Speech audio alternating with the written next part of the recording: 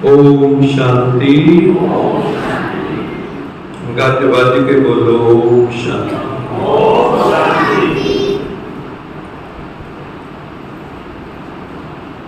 आदर और सत्कार के योग्य हमारी नीति बहन जी, राजयोगिनी तपस्विनी, शाहबाद की सेवाओं की आधारभूत आत्मा निजा बहन, सभा में उपस्थित गैलेक्सी ऑफ स्टार्स जिनके नाम हम सब सुन रहे थे, और सारी सभा के भाइयों तथा बहनों, ये बहुत ही खुशी का अवसर है कि शाहबाद मारकंडा में 4 दिन से म्यूजिकल ईश्वरीय ज्ञान यज्ञ चल रहा है। आज उसकी अंतिम आहुति में हम भी शामिल हुए।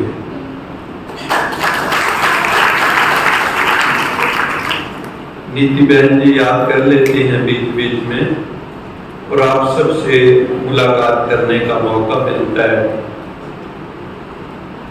श्रीमद् भगवत गीता में कहा है कि दुनिया में जितने भी मैटीरियल यज्ञ हैं, उनकी तुलना में ज्ञान यज्ञ सबसे श्रेष्ठ है।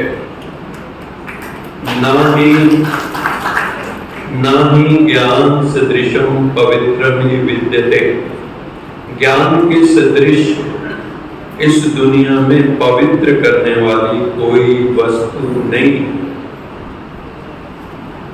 मैं जब NDRI करनाल में, आप लोगों ने NDRI को जानते होंगे, नेशनल डेयरी रिसर्च इंस्टीट्यूट, 1976 में मैं जब MSc कर रहा था वहां पे, master of science in genetics, उस समय मैं ब्रह्मा कुमारी के संपर्क में आया। वो शिवरात्रि का दिन था और मैं आश्रम पे गया, तो उससे पहले मुझे एक डिवाइन एक्सपीरियंस पहले से ही शुरू हो गया था। एक्सपीरियंस तो बहुत लंबा है, लेकिन समय की मर्यादा को देखते हुए मैं थोड़े शब्दों में आपको सुनाना चाहूँगा कुछ महत्वपूर्ण बिंदु। मुझे एक लाइट अचानक ऐसे दिखाई देती थी, कभी इधर से आती थी, कभी इधर से। ब्रह्मा कुमारी में आने से पहले ही, क्योंकि मेरे नानका और दादका दोनों परिवार सिख धर्म के प्रचारक, तो वो लाइट आती थी हमारे घर में भी। गुरु ग्रंथ साहब, तो मैंने अपनी माता जी को बताया कि ऐसे ऐसे एक लाइट आती है। उन्होंने कहा तो अच्छी बात। और फिर जब मैं ब्रह्मा कुमारी आश्रम में शिवरात्रि वाले दिन एक प्रोग्राम में गया, तो इनका चित्र है लाइट का किरणों वाला चित्र, शिव बाबा का चित्र। उस प्रोग्राम के बाद उन्होंने जब मुझे वो चित्र समझाया और समझाना शुरू ही किया था, मुझे ऐसे लगा वो जो लाइट मुझे इतने दिन से दिखाई दे रही थी, वो लाइट आकर उसके चित्र के बिंदु में प्रवेश हो गई। जैसे ही मुझे एक्सपीरियंस हुआ, मेरे अंदर एक अलौकिक अनुभूति हुई, एक सिहरन हुई, एक मस्ती हुई, एक खुशी हुई। ऐसे लगा कोई डिवाइन पावर मुझे स्पर्श कर गई, मुझे छू गई। कहते हैं ना कि पारस लोहे को भी सोना बना देता है। ऐसे ही शिव का एक नाम पारसनाथ भी है। तो उस पारसनाथ ने जब मुझे छुआ, स्पर्श किया, तो मेरे जीवन में उसके बाद आमूल चूल परिवर्तन होना शुरू हो गया। और मेरे जो राजयोग मैंने वहां पे सीखा, मैं समराइज कर रहा हूं। तो राजयोग मेडिटेशन मैंने जब सीखा, मेरी जो मेमोरी थी वो फोटोग्राफिक हो गई और मुझे किताब के पन्ने एज इट इज दिखाई देने लगे। तो उसका क्या परिणाम हुआ कि एमएससी में आई टॉप द यूनिवर्सिटी।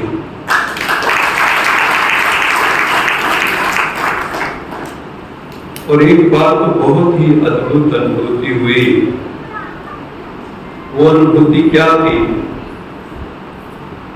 मेरे पेपर थे एमएससी के, फिजियोलॉजी का पेपर था और मुझे उसमें थोड़ी सी कम तैयारी थी। मैं मेडिटेशन करता था, लेकिन एक दिन सोए हुए मुझे 7 क्वेश्चंस दिखाई दिए नींद के अंदर। लेकिन मुझे जब मैं उठा तो सातों question verbatim, word for word मुझे ध्यान में। लेकिन मैंने सोचा ऐसे ही आया है, जरूरी नहीं कि ये क्वेश्चन पेपर हो। लेकिन मैंने तैयार कर लिए वो सारे क्वेश्चंस और जिस वक्त एग्जामिनेशन हॉल में गया, all the 7 questions were same. तो उस वक्त मेरे अंदर फिर एक लहर हुई और इस तरह से बहुत अनुभव हुए। एक लंबी लिस्ट परमात्मा ने ऐसे ही, जब से परमात्मा किसी के जीवन में प्रवेश कर जाता है, उस वक्त आपका जीवन अलौकिक हो जाता है, डिविनाइज हो जाता है, सैनिटाइज हो जाता है। आपका मन बुद्धि सैनिटाइज होने लगती है। आप किसी भी ग्रंथ को उठा लो, किसी भी ग्रंथ को उठा लो, सबका लक्ष्य एकमात्र यही है कि आत्मा का परमात्मा से मिलन हो जाए, किसी तरह गंगा सागर में मिल जाए। मैंने वेद शास्त्र भी पढ़े, गुरु ग्रंथ साहब को ना जाने कितनी बार पढ़ा, जपजी रहराज साहब, सुखमनी साहब, जवानी है। तो कहने का तात्पर्य, जैसे गुरु गोविंद सिंह जी ने कहा था, देह शिवा पर मोह अहे, शुभ कर्मन ते करूं न डरो, न डरो अरिसो जब जाए लरो, निश्चय कर अपनी जीत करो। तो वो एक अनुभूति देह शिवा पर मोहे, वो अनुभूति एक हुई और उसके बाद जीवन में परिवर्तन होना शुरू हो गया। जीवन में मौज हो गई, जीवन में एक मस्ती हो गई, जीवन में एक कुमारी आ गई। मैं पढ़ता भी था, सब कुछ करता था, एमएससी की, मैंने पीएचडी की, वहां पे भी हमने कंट्रीब्यूट किया। कोई ये न कहे कि ये तो महात्मा जैसा हो गया, ये तो ब्रह्मा कुमारी में गया तो किसी काम का नहीं रहा, ये तो बस उधर का ही हो गया। क्योंकि मैंने पढ़ा, बाबा ने कहा कर्म योग, योगस्थ कुरु कर्माणि, संगम त्यक्त्वा धनंजया, सिद्धि असिद्धि समभूत्वा समत्वम योग उच्यते। श्रीमद् भगवत गीता कहती है, शिव बाबा ने यही कहा, बच्चे कर्म में योग को ऐड कर, कर्म करते भी मुझे याद कर। तो दुनिया में ऐसे चल जैसे जीते जी मर गए, जीवते यहां मर रहिए, ऐसा जोग कमाइए। गुरबाणी कहती है, जीवते यहां मर रहिए। कैसा योग करना है? जीवते यहां मर रहिए। मर रहिए का क्या अर्थ है? आपके ऊपर कई तरह के वार होंगे, दुनिया बहुत कुछ कहेगी, लेकिन आप साक्षी, दृष्टा अलग हो जाएं, परिस्थिति से अलग हो जाएं, अपनी स्वस्थिति में स्थित हो जाएं, क्योंकि हम बाहर के सर्कमस्टांसेस को चेंज नहीं कर सकते, but we can change our reactions toward the circumstances. We cannot change the circumstances, but we can change our response or reaction toward the circumstances. हम बाहर को परिवर्तन नहीं कर सकते, मैं आपका मुंह नहीं रोक सकता, लेकिन मैं अपना रिएक्शन रोक सकता हूँ. ये मेरी चॉइस, मैं कैसे रिएक्ट करूँ, कैसे रिस्पॉन्ड करूँ, और उसके लिए है empowerment, self empowerment, self realisation, self introspection. जब हम अपने भीतर जाते हैं, ये बाहर की यात्रा नहीं है. कहते हैं एक महात्मा जी बैठे कथा सुना रहे थे, कथा सुनाते हुए भूकंप आया, सभी भाग गए. जैसे अभी मान लो हम बैठे हैं और धरती हिलने लगे, जैसे मोरक्को में तूफान आया, हम सब भागेंगे बाहर. लेकिन वो महात्मा नहीं भागा. थोड़ी देर में भूकंप समाप्त हुआ तो लोग वापस लौट आए. उन्होंने कहा महाराज जी आप क्यों नहीं भागे? कहता कौन कहता मैं नहीं भागा, मैं भी भागा. आप बाहर की तरफ भागे, मैं अंदर की तरफ भागा. ऐसे ही ये यात्रा, ये रूहानी यात्रा उसकी तरफ ले जाने वाली है. भगवान हमें वो रूहानी यात्रा सिखा रहे हैं. नहीं तो हम सब में तो आपस में ब्लेम गेम ही चलती रहती है. गलतियों से जुदा तू भी नहीं, मैं भी नहीं. गलतियों से जुदा तू भी नहीं, मैं भी नहीं. दोनों हैं इंसान. खुदा तू भी नहीं, मैं भी नहीं. तुम हमको इल्जाम देते हो, हम तुमको इल्जाम देते हैं, मगर अपने भीतर झांकता तू भी नहीं, मैं भी नहीं. गलतियों ने, गलतफहमियों ने पैदा कर दी दूरियां. दूरियां कैसे होती? मैं ज्योतिषी भी हूं, मैं साइंटिस्ट भी हूं, मैं काउंसलर भी हूं, मैं मोटिवेशनल स्पीकर भी हूं, मैं यूनिवर्सिटीज में स्टूडेंट्स को लेक्चर्स भी करता हूं. अभी पंजाब एग्रीकल्चर यूनिवर्सिटी के अंदर Guru Angad Dev university of veterinary sciences बनी. वहां पे मैं 3 दिन 6 लेक्चर स्टूडेंट्स को करके आया था. तो गलतफहमियों ने पैदा कर दी दूरियां, वरना फितरत का बुरा तू भी नहीं, मैं भी नहीं. और अविनाश भाई हम सब के ऊपर कर रहे हैं ज्ञान गंगा की वर्षा, लेकिन भीगता तू भी नहीं, मैं भी नहीं. रोज हमारे ऊपर वर्षा होती है, ज्ञान की वर्षा होती है. महात्मा बुद्ध ने एक घटना देखी, एक बूढ़ा देखा, एक रोगी देखा, और उसको इतनी अंदर पीड़ा हुई. हमने कितने शमशान में लोग जाते थे, कितनों की राख उठाई, कितनों को हरिद्वार ले गए, लेकिन वैराग्य है कि आता ही नहीं. जबकि गीता भी कहती है कि ये जो अज्ञान का वृक्ष, इसको बिना वैराग्य के काट नहीं सकते. दुनिया से वैराग्य लाना चाहिए. और खुशी कैसे आएगी हमारे भीतर? वो तो हमारी अंतर अवस्था का नाम है.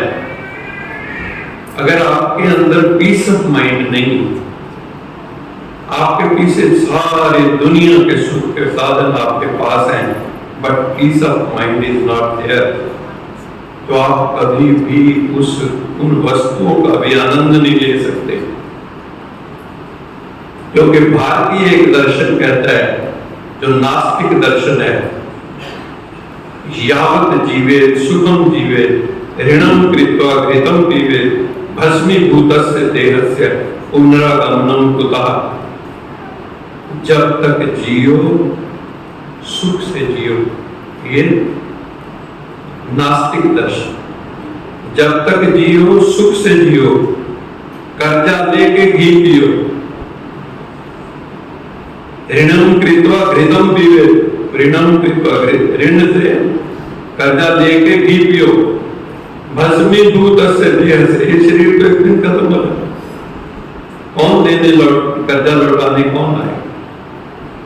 एक दर्शन ये भौतिकवाद, ये कंज्यूमरिज्म, ये मटेरियलिज्म, जिसमें हम सब लोग अंधी दौड़ में शामिल हैं, रैट रेस में शामिल हैं, ये आ जाए, ये आ जाए, ये आ जाए, लेकिन फिर भी भीतर वो आनंद, वो खुशी, वो मस्ती वो आती नहीं। गुरु नानक देव जी को क्या जरूरत थी? चार चार उदासियां लेते। महात्मा बुद्ध को क्या जरूरत थी? कि सब सुख के साधन है, राजकुमार, राजा, बेटा भी बहुत सुंदर, पत्नी भी बहुत सुंदर, फिर भी वैराग। तो जो ब्रह्मा कुमारी ऑर्गेनाइजेशन है, ये कोई साधारण ऑर्गेनाइजेशन नहीं। इसको दूसरे सत्संगों की तरह मत समझ लेना। This is a scientific spiritualism, ये आध्यात्मिक वैज्ञानिक अध्यात्म है। यहाँ पर हर चीज के प्रयोग है। ऐसे नहीं हम कहते कि बैठ के राम राम कर लो, ये कर लो, वो कर लो, पाठ कर लो। No, you conduct experiment on yourself, you are the lab. अपने पर प्रयोग करो, योग के प्रयोग करो, and then see the outcome. और उसके बाद देखो परिणाम क्या निकला। मेरे अंदर कोई चेंज आई, यह हमें देखना होगा, नहीं तो कोई फायदा नहीं। सदियां बीत जाती हैं, संस्कारों का, स्वभाव का ठर्रा वही है, हम उसी में ही बस। आप रोज देख लो, what is the difference between Sunday, Monday, Tuesday, Wednesday, Thursday, Friday? क्या डिफरेंस है? क्या हमने अपने ऊपर मेहनत की? क्या हमने स्वभाव बदला? क्या हम रत्नाकर से वाल्मीकि बने? क्या हम नरेंद्र से दयानंद बने? क्या हम मूल शंकर से दयानंद बने? क्या हम सिद्धार्थ से बुद्ध हुए? क्या हम दादा लेखराज से ब्रह्मा हुए? नहीं हुए, क्योंकि अंदर कोई प्लानिंग नहीं, कोई लक्ष्य बिंदु नहीं। लक्ष्य नहीं है तो लक्षण कहां से आए? तो इसलिए भाई और बहनों, मैं अपनी वाणी को विराम इसलिए देना चाहता हूं क्योंकि बहुत वृहद प्रोग्राम, बहुत सुंदर प्रोग्राम हमारे अविनाश भाई जी, हमने करनाल में भी इनको बुलाया था, तो बहुत सुंदर वहां पे प्रोग्राम हुआ था।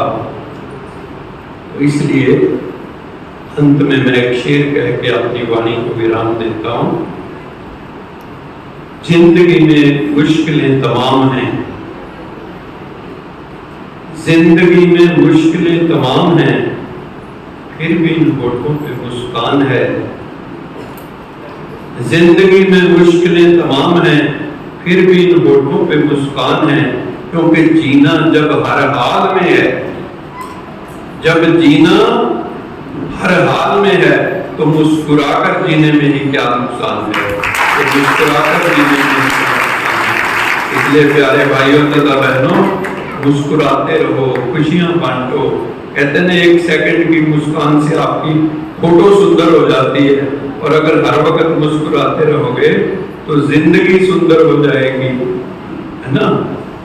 वो कहते हैं आपकी खुशी स्माइल्स पर आवर से देखी जाती है। गाड़ी की स्पीड किससे देखते हैं? Miles per hour. और आपकी जिंदगी कैसे देखते हैं? Smiles per hour.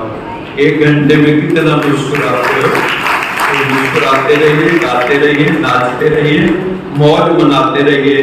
भगवान कभी नहीं चाहता मेरे बच्चे दुखी हो, मेरा बच्चा कोई रोता हुआ मेरे पास आए, भगवान कभी नहीं चाहता। अगर हम रोते हैं, अगर हम पीड़ाग्रस्त हैं, तो हम अपने कारण हैं, किसी और के कारण नहीं है। भगवान हमें खिले मत्थे देखना चाहता है। वो भी चाहता है मेरे जैसे आपकी औलादे हैं, आप क्या चाहते हो, मेरा बच्चा कोई रोता हो मेरे पास आए। तो भगवान क्या चाहेगा, मेरे बच्चे मुस्कुराते रहे, नाचते रहे, गाते रहे, मस्ती में रहे, मौज में रहे। तो ऐसा ही आप सबका जीवन हो।